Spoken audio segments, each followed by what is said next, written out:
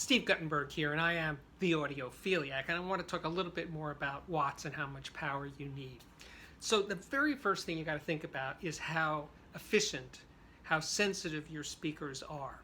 To figure that out is you just look in the owner's manual if you still have it, or Google the model of your speaker and specs, and you'll probably find it on the internet or on the manufacturer's website. Now yesterday, when I did the previous blog, I was standing next to my Zoo Druid 5 speakers, which are extremely efficient.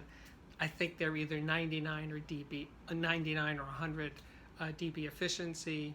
And I also have TAD ME1 speakers, which are 85 dB efficient. That's a huge difference, 14 dB difference in efficiencies. And actually those two are at the extreme ends, but that's why I'm using them as examples.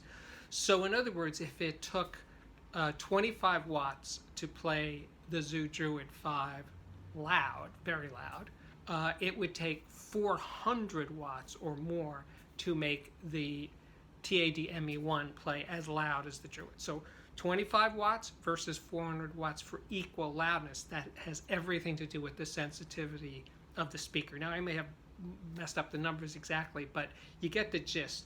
So when someone says, I need 100 watts to play loud, well, it depends on your speaker. Now, I would say that those two examples, the Druid and the TAD, those are extremes. Most speakers are in the high 80s, low 90s. That's sort of the average. But in other words, you need to know. You need to know how efficient your speaker is to predict how loud it would play with a given amplifier. But then again, are all 100-watt amplifiers the same? Is a 12-pound Pioneer 100-watt AV receiver is equally powerful as a 100-pound 100-watt pass amplifier or 100-watt Krell amplifier? No, not really. Because one of the differences is how much current those amplifiers can put out. So again, one spec that's useful to look up is, does your receiver or amplifier have a 4 ohm power rating? In other words, if it was 100 watts into 8 ohms, is it 200 watts? Does it double into 4 ohms? If it does, that is a really good indication of its true power capability. Just saying it's 100 watts, it doesn't even mean anything anymore. And nowadays with AV receivers, they don't even bother stating whether or not that's all channels driven. If it's a 7-channel receiver and it's 100 watts a channel, is it really 100 watts times 7? No. So those numbers get kind of shaky there. So the best way that I could ever give anybody to predict how truly powerful their amplifier is, without, of course, measuring it, is, does it have a low current output spec? Does it have a 4 ohm power spec? So like 100 watts into 8 ohms, is it 200 watts or close to 200 watts into 4 ohms?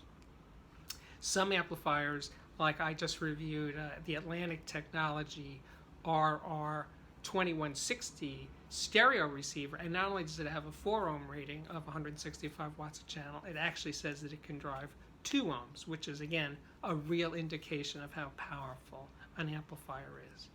So the other thing you need to know about power is, how big is your room?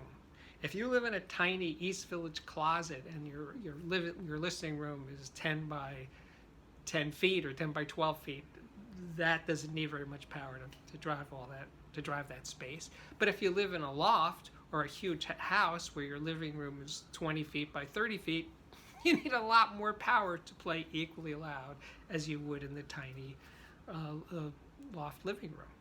So it's how efficient your speaker is, how much power do you really have from your amplifier, how big is your space, and the last part of the equation is, how loud do you listen? If you tend not to listen loud, you really actually don't even need to worry about power specs. But I know from my years of selling hi-fi, when people say, oh, I never play music loud, except when I have that big party and then we're cranking the stereo, well, then you need it to be loud. So if you needed to play really loud for parties, well, you needed to have that capability 365 days a year. So you need to buy a very powerful system in order to do that. Speakers that can play loud without straining or blowing up. So there's a lot of variables there, but in terms of how many watts, again, how efficient are the speakers, how big is your room, how much power does your amplifier really have, and how loud do you like to listen. Those are the things to consider when you talk about how many watts do you need. Most of the time, for most people in normal sized rooms with normal speakers, I would say 50 to 100 watts real power from a good amplifier is all you need. When you're in those extremes, that's when the differences really start to mount up. Anyway, my name is Steve Guttenberg, and I am also known as the Audiophiliac.